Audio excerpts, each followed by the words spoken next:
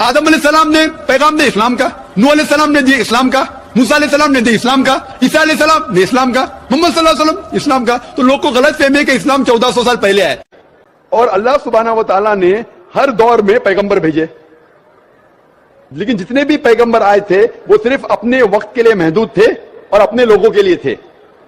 اور جب بھی پیغمبر بھیجے, جب بھی کتاب نازل ہوئی, لوگوں نے کتاب کو بدلا اور اس میں تبدیلی لائے اور ایک نیا مذہب پیدا ہو گیا, ایک نیا دین پیدا ہو گیا. تو اللہ نے ایک نئی کتاب بھیجی, نیا پیغمبر بھیجا, لوگوں نے اس کے اوپر عمل کیا.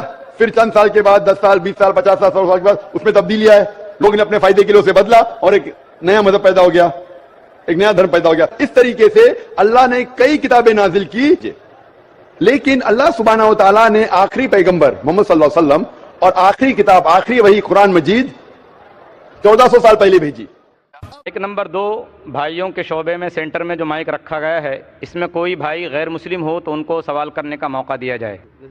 ہاں, میرا نام راجو شرما ہے, میں کنسٹرکشن لائن کا کام کرتا ہوں. ڈاکٹر صاحب, میرا سوال کچھ الگ ہے. میں شروع سے مسلم سماج کا بہت ہی عزت کرتا ہوں, یعنی کہ مطلب درگاہ وغیرہ جو ہے نا, میں پہلے سے بہت مانتا ہوں. مطلب جہاں جہاں آپ کا درگاہ ہے میں سب درگاہ پہ جاتا ہوں, چادر چڑھانا, پھول چڑھانا, مطلب ہر جگہ جہاں مسلمان کا تعداد لگا ہوا رہتا ہے میں وہاں ہر درگاہ پہ جاتا ہوں. یعنی کہ درگاہ کا جو لال دھاگا رہتا ہے وہ بھی میں ہاتھ میں بہت باندھا ہوں, پہلے گلے میں بھی لٹکایا ہوں. پھر بعد میں کیا ہوا, میرے کو ایک کلکتہ کا معظم حسین نام کا ایک لڑکا ملا, جنہوں نے مجھے کہا کہ جب پہلے تم مٹی کا بنا ہوا, پتھر کا بنا ہوا بتوں کا جیسے پوجا کرتے تھے وہ جیسے شرک تھا, تو یہ جو درگاہ جانا, چادر چڑھانا, ہاتھ میں لال دھاگا باندھنا, گلے میں لٹکانا, یہ بھی شرک ہے. تو میں بولا, میں پھر جہاں پر تھا پھر میں وہاں پر ہی آیا, تو کوئی فائدہ نہیں ہے. کیونکہ دیکھیے, کوئی ایسا سوال کیجئے جو اختلافی نہ ہو. میں آپ سے اپیل گزارش کرتا ہوں بھائیوں سے کہ کسی کوئی دوسرا ساتھی اگر کھڑا ہو وہاں دوسرا سوال کرنے کے لیے تو ان کو موقع دیا جائے, ورنہ پھر ہم مائک نمبر 4 کی طرف بہنوں کے شعبے میں آ جائیں گے. تو میں یہ جاننا چاہتا ہوں, کیونکہ میرا بچپن میں ایسا ہوا تھا, میرا کچھ مطلب زخم. پلیز مائک نمبر 4 سے اگر کوئی سوال ہو, کوئی غیر مسلم خاتون ہو تو ان کو موقع دیا جائے.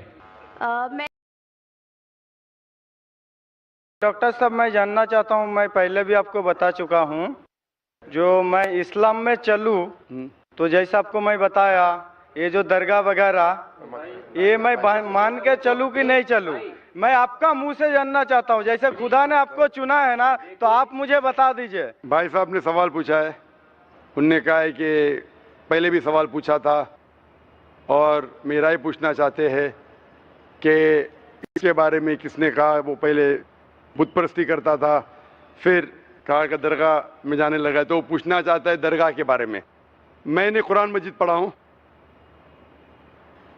قرآن مجید میں مجھے کوئی بھی آیت نہیں ملی جس میں لکھا ہے دھاگا باندھنا چاہیے. قرآن مجید میں کئی بھی آیت نہیں جس میں لکھا ہے درگاہ جانا چاہیے. لیکن اللہ کے رسول نے کہا ہے کہ آپ قبر پہ جاؤ, قبر پہ جائیں گے تو آپ کو آخرت کا احساس ہوگا کہ آپ آخرت میں کہاں ہوں گے. اسی لیے قبر پہ جانا اچھی بات ہے. آپ اس شخص کے لیے دعا کر سکتے ہیں. یو کین پرے فار ہم بٹ یو کی ناٹ پرے ٹو ہم اور تھرو ہم. آپ جب کسی کے قبر پہ جاتے ہیں تو قبر پہ جا کے اس کے لیے دعا کر سکتے ہیں, اس کو یا اس کے ذریعے نہیں کر سکتے. کشمیر سنگھ, جی ہاں, گردوارا ماہیتان ہیڈ گرنتھی.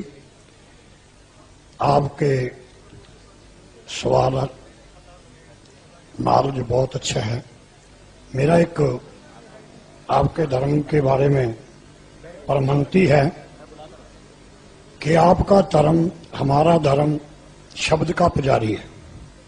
آپ قرآن کو, ہم گرو گرنتھ صاحب کو شبد کو مانتے ہیں, اور آپ کے ہی دھرم میں کچھ ایک مورتی پوجا کا بھی جو विधान है नहीं है, परंतु कुछ एक आदमी ये मूर्ति नहीं बनाई कि उसकी कब्र के रूप में जो है मजार के रूप में उसको मान्यता दे दी।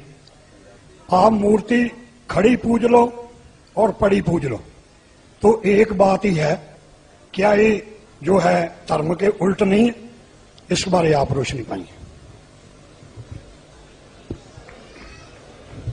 भाई साहब ने अच्छा सवाल पूछा, हम इस सवाल को दोहराएंगे, अगर सवाल को समझने में कुछ गलती होगी तो आप सीधा कर लेना। भाई साहब ने पूछा कि बुत परस्ती गलत है, उनके मजहब में भी गलत है, हमारे मजहब में भी गलत है, आप बुत को उल्टा पूजो या सीधा पूजो, तो मजहब को पूजना सही है क्या नहीं, वो आपका सवाल था। मजार पे जाना सही है क्या गलत है? भाई साहब ने बहुत अच्छा सवाल पूछा, इसीलिए मैं कहता हूं कि इस्लाम को जानने के लिए मुसलमान को मत देखो, कुरान और हदीस को देखो। कुरान में कहीं भी नहीं लिखा हुआ है कि मजार बनाओ। यहां तक कि अल्लाह के रसूल मोहम्मद सल्लल्लाहु अलैहि वसल्लम ने कहा कि कोई भी कब्र पक्की नहीं होना चाहिए, अगर पक्की है तो उसको जमीन से नष्ट करना चाहिए। सही बुखारी की हदीस है कि अगर कोई कब्र पक्की है तो उसे जमीन के लेवल पे लेके आना चाहिए। मजार को पूजना गलत है, हराम है। मैं जानता हूं कि कई मुसलमान अनजाने में इल्म की कमजोरी की वजह से वो मजार पे जाते हैं। तो मेरी दरखास्त है कि अगर आप इस्लाम इन भाइयों से जो मजार जाते हैं, मुसलमान भाइयों, मजार पे जाना बिल्कुल गलत है। मोहम्मद सल्लल्लाहु अलैहि वसल्लम ने कहा कि आप कब्र पे जाओ, अगर आप कब्र पे जाएंगे तो आपको ये एहसास होगा कि आप कभी ना कभी मरने वाले हैं, तो अल्लाह पे और यकीन करेंगे, आखिरत पे यकीन होगा। तो कब्र पे जाके उनके लिए दुआ करना सही है। जो आदमी मर चुका है उनके लिए दुआ करो, उनको दुआ नहीं कर सकते।